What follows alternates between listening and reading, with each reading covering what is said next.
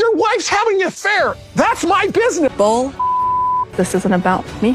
This is a perfect example of why our family broke apart. Do you understand why Meri could have a right to distrust you? No. Robyn's submissive. She used that word. She's full. Oh, there might have been some emotions involved with the fact that she used to be married to my brother. David's a guy, and guys think they got things figured out. And plural marriage is the kind of thing that tells you don't know. She wanted polygamy. She begged for it. It doesn't make any sense. She was having a conversation. He was more than willing to kind of engage in like a heated conversation. Sister Wives Tell-All Part 2 spoilers, Janelle Brown's power move, Robyn exposed, David Woolley's loyalty test, and Meri's final break. The second part of the Sister Wives Tell-All, airing January 18th, promises to dig even deeper into the emotional wreckage left behind by the collapse of the Brown family.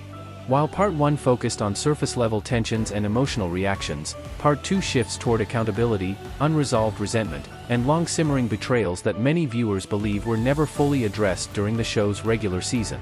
This installment centers on 4 major flashpoints: Janelle Brown's alleged manipulation and financial power play, Robyn Brown's betrayal of Meri Brown, David Woolley's confrontation with Cody Brown over boundaries and respect, and the role Jen Sullivan played, or did not play, in Meri's decision to finally walk away.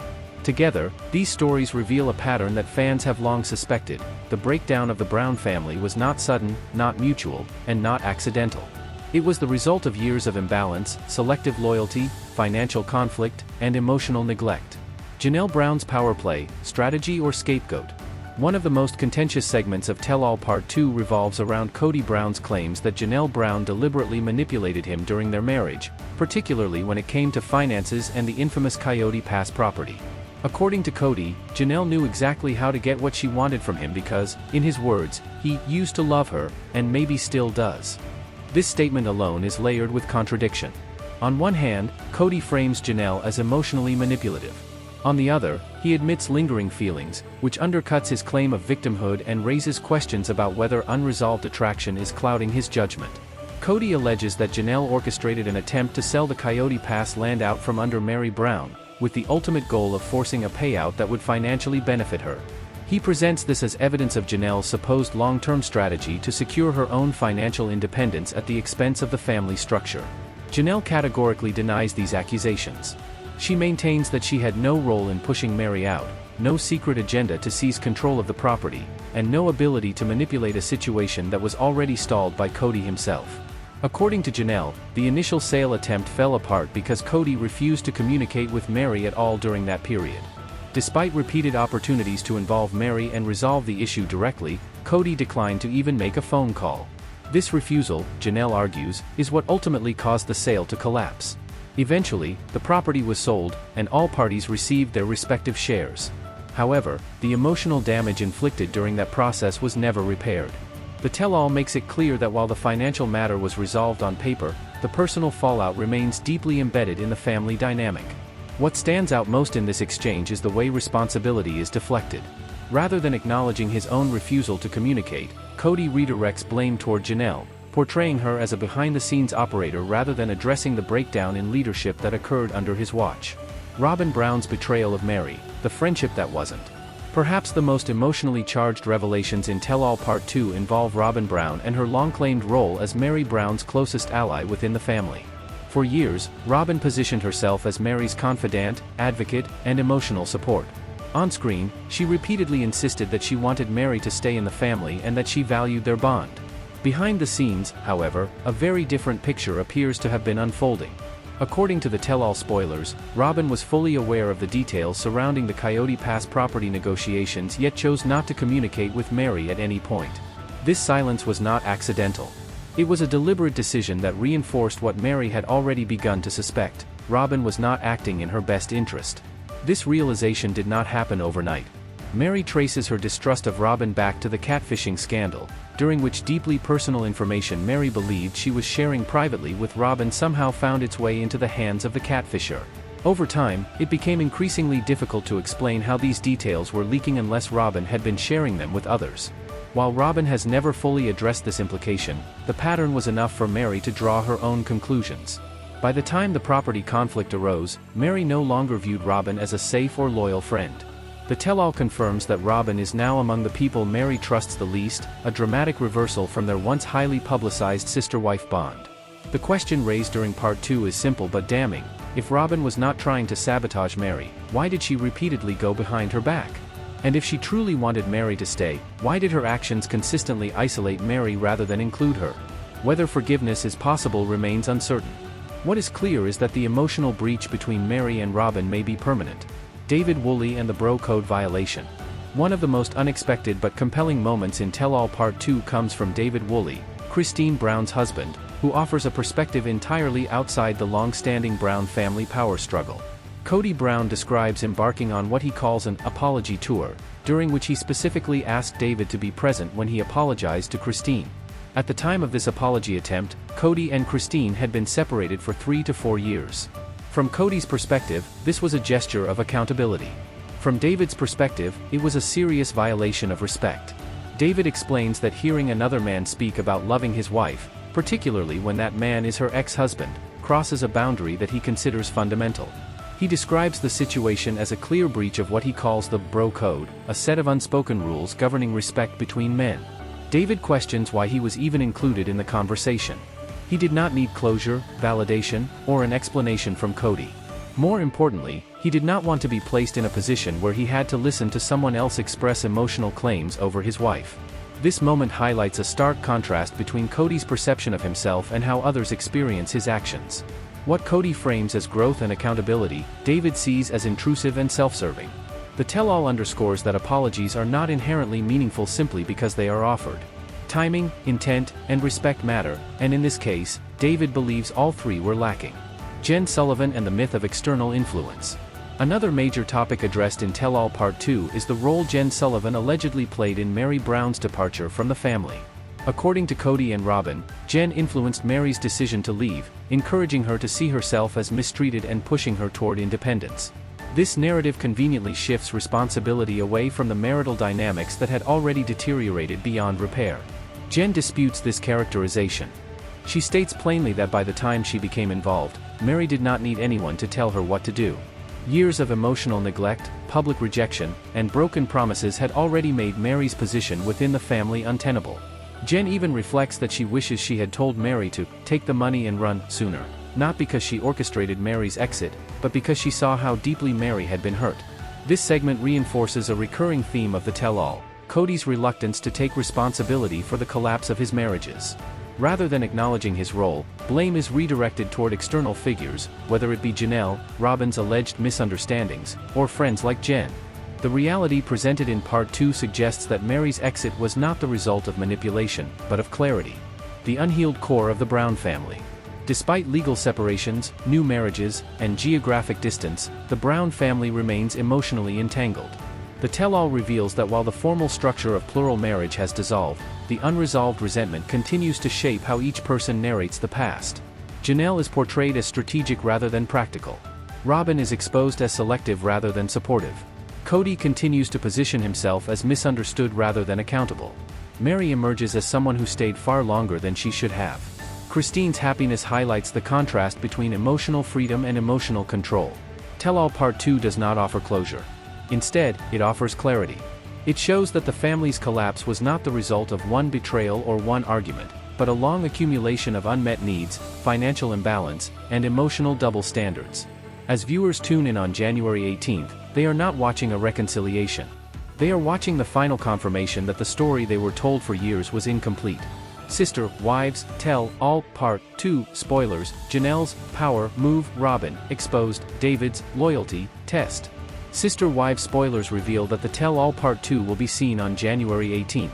The Tell All will deal with Janelle Brown's power play, Robyn Brown's betrayal of Meri Brown, David Woolley's bro code violation, and Jen Sullivan's influence on Meri. Janelle Brown's power play. Cody Brown claims that Janelle manipulates him because he used to love her, and still may. Janelle knows how to get what she wants from Cody, according to him. Cody blames Janelle for trying to sell the Coyote Pass property out from under Meri and for Cody to eventually give her money from the sell. Janelle says this all is a lie and she had no part of trying to push Meri out. Cody was not talking to Meri at the time and refused to call Meri to work out the sell. All of this led to the first sell falling through. However, things worked out later and everyone got their part of the sell. The family still has not managed to heal from the drama. Robyn Brown's betrayal. Robyn knew everything with the sale of the property and refused to contact Meri about anything. Meri learned long before this that she could not trust Robyn. Meri's catfisher was finding out a lot of things that she was telling Robyn. How would this information be getting out if Robyn wasn't sharing it with someone else? Robyn was never the friend to Meri that she claimed to be, and it took Meri a long time to discover this. Now, Robyn is one of the people that Meri trusts least of all. Why would Robyn go behind Meri's back if she wasn't trying to sabotage her? Will Meri ever forgive Robyn for her lies and manipulations? David Woolley says Kody Brown broke the bro code. Kody went on his apology tour and specifically asked David to come along with Christine Woolley. Kody wanted to apologize to Christine when they have been split up for 3 or 4 years. Apologizing at this point is pointless. David saw the whole thing as being very disrespectful to him and his marriage to Christine. David shouldn't have been there to have this discussion. Why would he want to hear another man talk about loving his wife? David says this goes against any bro code he has ever seen. Jen Sullivan gets the blame for Meri Brown's exit. Jen is getting the blame for everything that happened that led to Meri's departure. However, by this time Meri didn't need anyone to tell her what to do. Kody and Robyn had done pushed her away. Jen says she wishes she had told Meri to take the money and run. However, Kody still is not taking the blame for ruining his marriages. Tune in for all of this and more on the One-on-One Part 2 episode.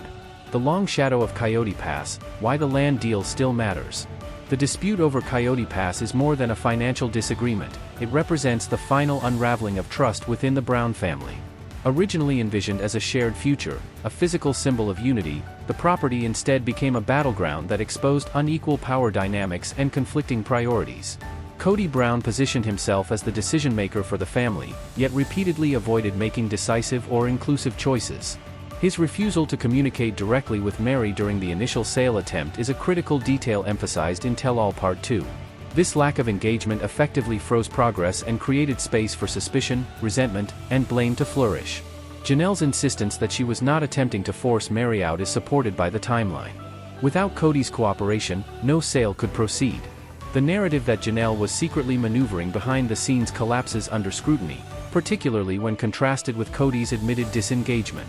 The emotional fallout from the property dispute lingers because it reinforced a painful realization for Meri: decisions affecting her financial future were being discussed without her involvement.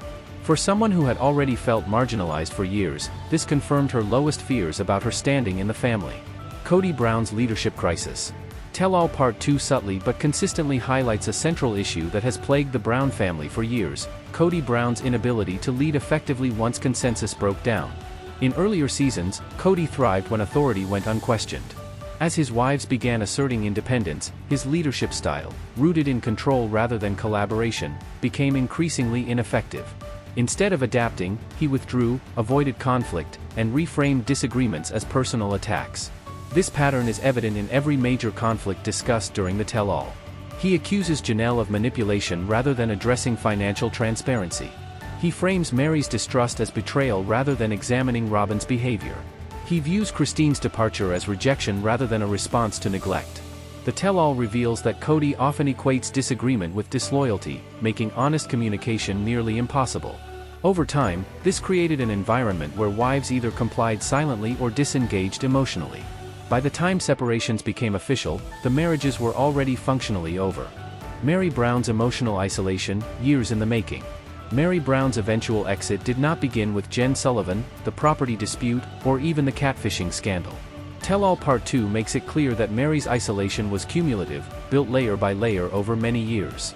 Key factors include emotional abandonment following fertility struggles, public humiliation during the catfishing fallout, repeated rejection by Kody, both privately and on camera, broken promises about reconciliation that never materialized. Robyn's role in this isolation is particularly significant. While presenting herself as Meri's ally, Robyn benefited from Meri staying in the family structure, especially when it reinforced Robyn's own position as the compliant wife still supporting plural marriage. The tell-all suggests that Robyn's encouragement for Meri to stay was less about Meri's happiness and more about preserving a narrative that no longer reflected reality. By the time Meri finally left, she was not reacting emotionally, she was making a calculated decision for self-preservation. Robyn Brown's shifting public image. For years, Robyn Brown occupied a carefully curated role within Sister Wives. She was framed as the peacemaker, the empath, the wife who wanted everyone to stay together. Tell-All Part 2 significantly undermines that image. Her refusal to communicate with Meri during critical moments contradicts her repeated claims of loyalty. Additionally, the lingering implications from the catfishing scandal raise uncomfortable questions about confidentiality and trust. What emerges is not a villain caricature, but a portrait of selective empathy. Robyn appears deeply invested in relationships that reinforce her security, while disengaging from those that require personal risk. This selective involvement allowed Robyn to maintain moral authority publicly while avoiding accountability privately. As Meri's trust eroded, Robyn's influence over the family narrative increased, particularly in Cody's eyes. The tell-all stops short of declaring Robyn solely responsible, but it makes clear that her actions, or lack thereof, played a meaningful role in Meri's decision to walk away. Christine Brown's exit as the turning point. Christine Brown's departure is referenced repeatedly throughout Tell-All Part 2, not because it is new, but because it changed everything. Once Christine left and visibly thrived, the illusion that dissatisfaction was an individual failing collapsed. Her happiness became evidence that life outside the family structure was not only possible, but preferable. Cody's attempt to apologize years later reflects an awareness, perhaps too late, that Christine's exit exposed systemic problems rather than personal weakness. David Woolley's reaction reinforces this point. From an outside perspective, the apology felt performative rather than meaningful. Christine had already moved on, rebuilt her life, and established a healthy partnership. The tell-all frames Christine not as someone who abandoned the family, but as someone who refused to continue sacrificing herself for a system that no longer functioned. David Woolley's role as an outsider voice.